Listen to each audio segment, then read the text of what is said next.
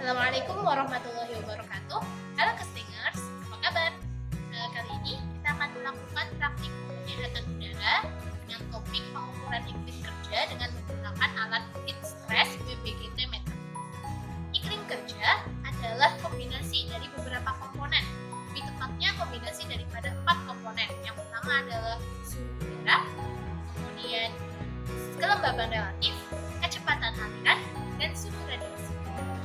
Kombinasi dari keempat komponen tadi dapat mempengaruhi pembentukan panas daripada tubuh manusia.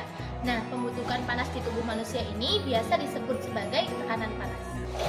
Kemajuan teknologi dalam bidang industri dapat mengklasifikasikan iklim kerja menjadi 2 macam, yakni iklim kerja panas dan iklim kerja dingin.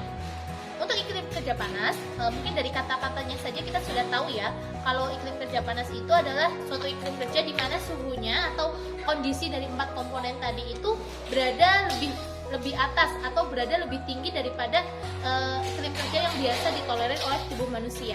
Nah, penyakit yang diakibatkan oleh iklim kerja panas ini yang paling terkenal adalah heat stress atau stres yang disebabkan oleh panas.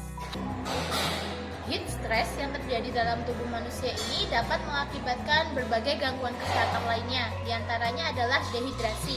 Yang pertama, dehidrasi ini adalah terjadinya penurunan volume darah pada tingkat tertentu.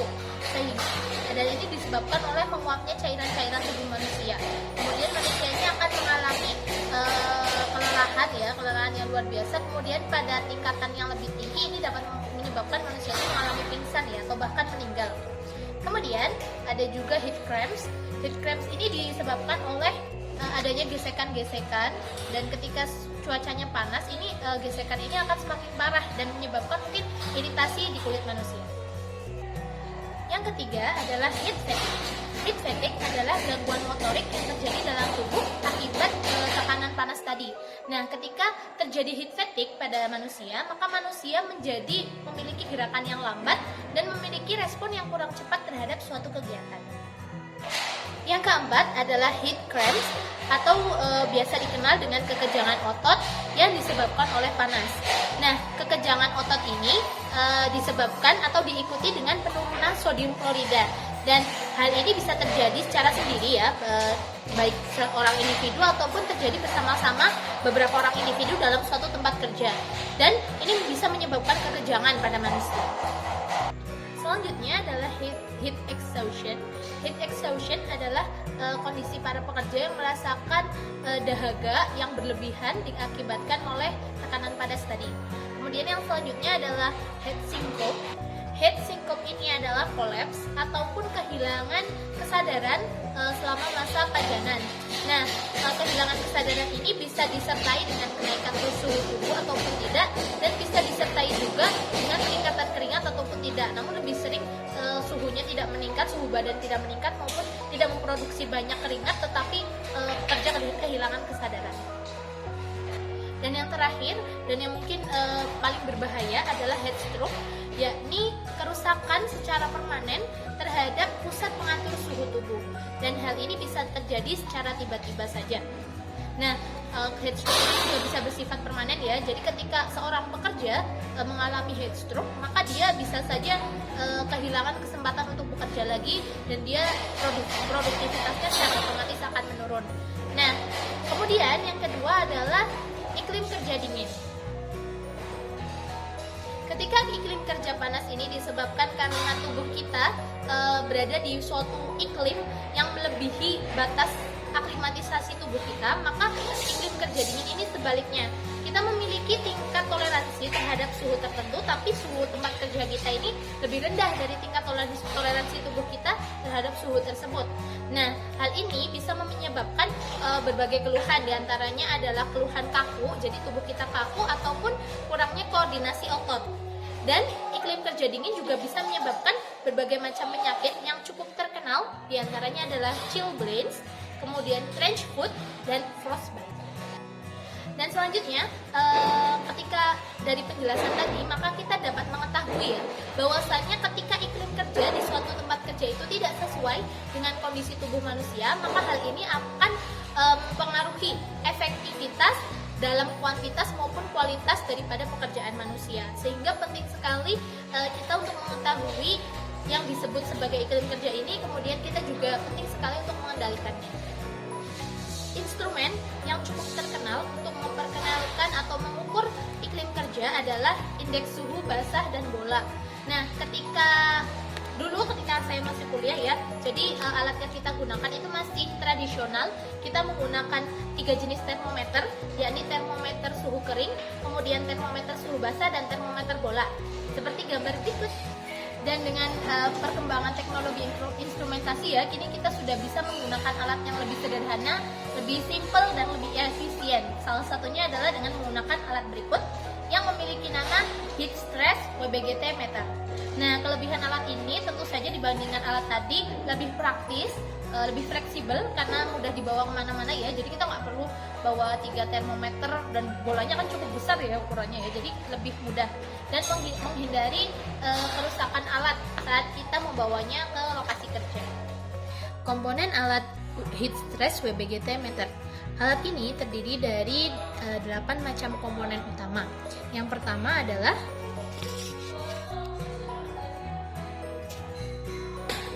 Black Cloud Temperature Sensor.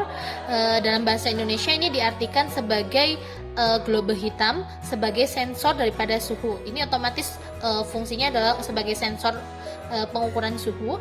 Dan yang kedua adalah RH and Temperature Sensor with Protective Cover. Nah, ini di sini ya, ini RH with Temperature Sensor. Ini juga sensor ini berfungsi untuk sebagai sensor suhu dan juga kelembaban. Karena dia adalah sensor kelembaban, maka dia dilindungi oleh ini protective cover ini yang bisa ditutup kemudian bisa juga dibuka. Kemudian komponen yang ketiga adalah LCD display. LCD display bisa dilihat di sini ya. Ini otomatis untuk melihat hasil pengukuran kita, kemudian berguna untuk kita menavigasikan alat. Ya, contohnya saya pencet tombol ini, maka LCD displaynya ini akan menyala. Oke, karena nggak berisik kita matikan. Kemudian yang keempat adalah tombol set. Ini tombol set ya, atau kita kalau di Indonesia lebih mengenalnya sebagai tombol on off. Ini untuk menyalakan atau menghidupkan dan mematikan alat. Ini tombol set, ada tulisannya. Kemudian yang selanjutnya, yang keenam adalah tombol mode. Tombol mode yang disimbolkan dengan segitiga ini untuk mengatur format pengukuran yang kita inginkan. Apakah nanti pengukuran akan dihasilkan dalam satuan Celcius atau dalam ukuran Fahrenheit. Kemudian apakah pengukurannya kita mau melihat yang di dalam ruangan atau di luar ruangan, itu menggunakan tombol mode ini. Selanjutnya yang keenam adalah RS232 interface. Ini ya, lubang ini ada tulisan kecilnya. Mana fokus. Nah, ya kebalik ya, maaf. Ya, ini ada RS232 interface. Ini berfungsi untuk menyambungkan data daripada alat ke dalam suatu aplikasi di Windows ya. Kemudian yang terakhir, komponen yang ke-8, seperti yang saya bilang ada 8 komponen, yakni battery compartment atau penyimpan baterai. Jadi alat ini menggunakan daya baterai ya.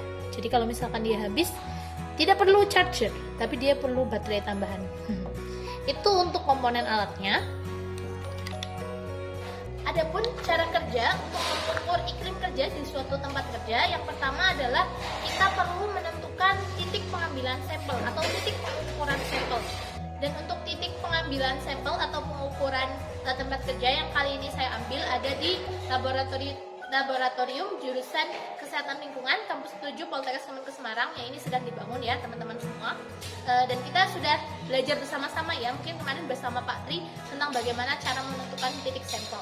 Nah, ketika kita melakukan pengukuran titik sampel iklim kerja, kita perlu melakukannya di dalam dan di luar ruangan. Selanjutnya adalah cara kerja alat Heat Stress WBGT Meter. Yang pertama, kita tekan tombol set atau ya biasa kita terkenal dengan tombol on off. Ikut.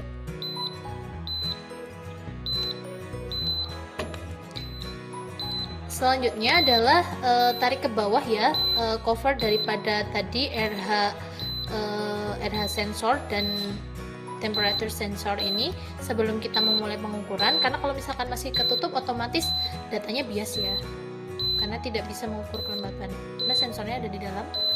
Oke, setelah ke bawah, selanjutnya kita menekan tombol mode yang berbentuk segitiga ini untuk menentukan apakah yang akan kita pilih adalah Wet Bulb Globe Temperature Index atau WBGT, ataukah temperatur udara, atau temperatur daripada bola hitam ini.